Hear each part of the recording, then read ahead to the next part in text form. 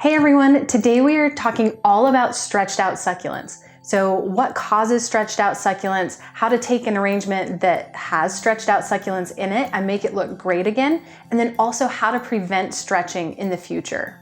Let's start by talking about what causes stretching. Most succulents need a pretty substantial amount of sunlight in order to maintain really compact growth. The arrangement that we're looking at here has been growing for about 2 years. It's had a good amount of water, but at various points in time, it hasn't been getting enough sunlight. Lack of sunlight is what causes stretching in succulents.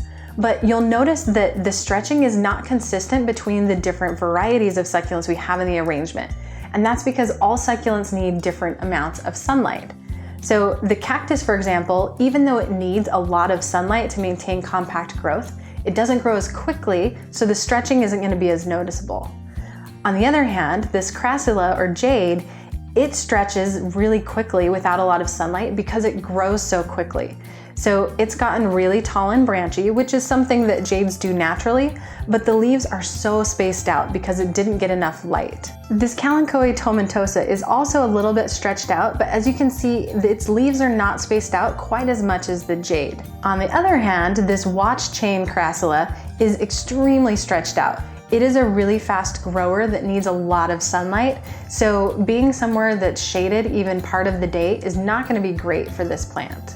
The ideal location for this would be somewhere that gets sun all morning up until about noon or 1 o'clock, and then really bright shade throughout the rest of the day. That will help this maintain a really low compact growth, and all of the plants will look healthy. I want to focus for a minute on this echeveria in the front. You'll notice it's not looking like its regular rosette shape, and if you look at the stem right along here, you'll see that it's curved. One of the first signs that a succulent is not getting enough sunlight is it'll start to bend toward the brightest light source. In the case of this echeveria, the brightest light source was actually behind it, and so the plant was turning and trying to reach around to get the most sunlight possible. If you're growing succulents indoors, it's really difficult for your succulents to get as much light as they need. Ideally, you would place your succulents next to a window that gets bright sunlight throughout the whole day. Usually a south-facing window or an east or west-facing window are going to be best for this. Now, even if your succulent is in a bright window that's getting sunlight all day, you're probably still going to notice some stretching, especially at the times of year where your succulent is growing the most. In order to prevent that stretching, you can move your succulents outside so they get more sunlight naturally, or you can use a grow light to supplement the daylight. Just leave the grow light on at the same times of day that you're getting natural sunlight, and you'll notice that your succulents will grow more compact. Now I want to show you what to do when your succulent arrangement looks like this, where it's kind of overgrown, looks a little straggly, and just needs some refreshing. The most important thing to remember is after you have refreshed your arrangement, you need to place it somewhere that's going to get more sunlight. Otherwise, the stretching will come right back and kind of counteract all that hard work that you just did to get the arrangement looking great again. Let's talk about what you need in order to refresh your succulent arrangement. You really don't need that much, but having a few things on hand will make a big difference. The most important thing you need to have is a pair of really sharp and sterile pruning scissors. You can use regular scissors, but I really like these pruning scissors. They're very sharp and it makes it really easy to get a clean cut with the succulents. Depending on the size of your succulent, you may also want to have a sharp knife on hand. Again, you'll want to make sure it's sterile so you don't cause any sort of infections or problems with your succulents. Another thing that comes in handy is a chopstick. I have a bunch of these from Bonsai Jack because he sends one with every soil order. So I'll have one of these next to me while I'm working. The other thing that you may want to have is a top dressing. You'll notice as we refresh these arrangements that I do have a top dressing on all of my arrangements, and basically it's just a decorative rock that helps the arrangement look finished. I do also use a scoop to help me get that in place. You could also have a funnel or just use your fingers. The last thing you might want to have on hand are just some succulent cuttings. We're going to be cutting off a lot of plants from the arrangements themselves and we'll put them back in. But if some of your succulents have died or if you want to just fill in any gaps, it's nice to have a few extra plants on hand. For a lot of people, trimming their succulent arrangement is a really scary thing. But the great thing about succulents is that when you cut off the top of a plant, it usually forces new growth to come off on the lower portions. So you're really going to get more plants out of it instead of ruining the ones that you have. The first thing you want to do is decide what succulents need some work and what succulents you're gonna leave alone. So in the case of this arrangement, I'm gonna leave the cactus as is. It looks really good, so there's nothing really that needs to be done with it.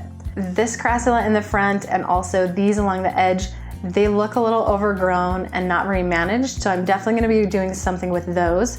And then I'm also gonna clean up this echeveria. So essentially the cactus is the only thing that's gonna stay in place. Everything else, we're gonna either cut off the top, maybe pull it out completely, but we're definitely gonna be doing some trimming. This watch chain crassula over here, it looks like the roots are pretty established in there, so rather than pull it out and kind of disrupt the whole arrangement, I'm just gonna cut off the top. You can see I just cut it right down to the bottom. And there's a few little pieces in there, and we'll just leave those in. And at the moment, I'm not gonna put anything back in. I wanna get the arrangement cleaned up before I add more to it or put things back in. The other thing to note is that when you are cutting off your succulents, you'll wanna make sure this end heals or scabs over, dries out before you put it back in the arrangement. It really depends on where you live. Some people will just stick them right back in, and as long as you don't water and the soil stays dry for a couple days, your cutting should be just fine. But as a general rule, you wanna wait for it to dry and then put it back in the soil. Now I'm gonna remove the dead leaves from this echeveria so I can see for sure what's going on. Now I have a really bare stem right along here, and then the main rosette has these kind of yellowing leaves, but then you'll notice there's also a new rosette on this other side. So I think what I'm gonna do is actually cut off the whole thing right at the base. That way we have just the rosette to work with, and we can kind of plant it however we want. The new roots will come off the stem, so I could even lay it flat like this when I put it back in the arrangement, and new rosettes should form along this base plant as well. So I'm just gonna leave that in there. I'll probably cover it up so that you don't see the bare stem for a while when the new plants start to grow. I'm also going to pull off the dead leaves from this succulent. And personally, when I work with cactus, I like to use varieties like this that have really long thorns. That way, I'm not worried about getting tiny little thorns stuck in my fingers. And as you can see, I'm not working with gloves, but when I do work with the cactus itself, I actually wear 2 layers of nitrile dipped gloves to keep my fingers protected. You can see I have one little rosette coming off here, and it doesn't look bad, but it does have a really long bare stem, so I'm just gonna go ahead and cut that, and I'm just gonna immediately stick this right back in the soil. This is where your chopstick will come in handy. You can kind of make a little hole in the soil and stick the cutting inside. I think I'm also gonna cut off the top of this kalanchoe. It doesn't look horrible, but I want everything to be lower, and I want the cactus to be the main focus. So with this, I'm also gonna pull off just a couple of the leaves, and this particular succulent, you can actually propagate those leaves. So I'll save those and put them in my propagation tray. And then I'm just gonna stick this right back in there. You'll notice that I left a leaf on the stem that allows the base plant to still get the sunlight that it needs. And it doesn't look quite as goofy when the rosette is sitting next to it.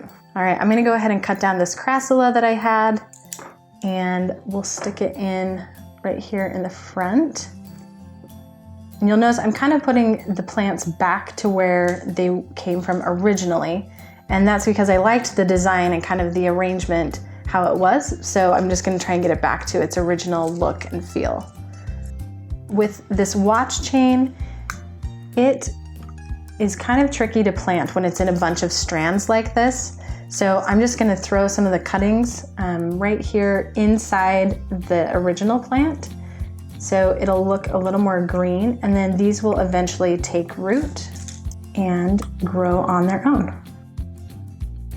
Now I've decided I do want to put this echeveria back in, but it just looks a little goofy the way it is. So I'm gonna flip it over, and I'm gonna see if I can actually just cut off the big rosette right here that looks good and leave all of the original plant on a different piece of stem.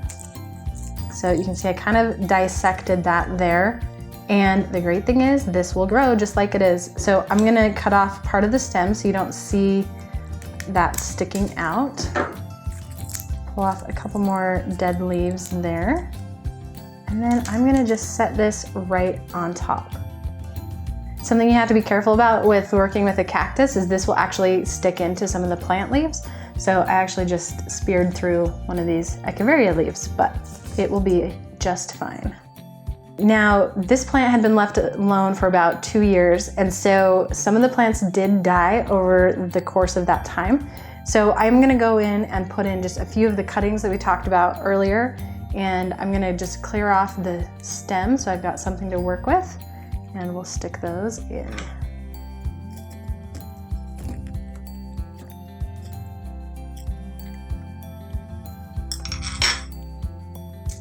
You can plant your arrangement as tight or as spaced out as you want.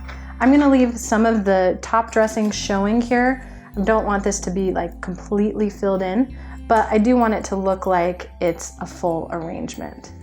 So I have some green going in here. The green from the echeveria kind of mimics the green from this sedum, and we're kind of creating a trail of the crassula there. So I think this is looking pretty good. I might stick in one more of these sedums, and the sedum will also propagate from leaves, so I can save those and stick them on my propagation tray. Oops. And when you're working with cuttings, they fall out sometimes. So that is normal. All right, so there we have our cleaned up arrangement. The top dressing actually looks really good, so I don't think I'm gonna worry about adding any more in to this one. So we'll just leave it at that. If you enjoyed this video, be sure to give it a thumbs up and subscribe. We'll see you next time.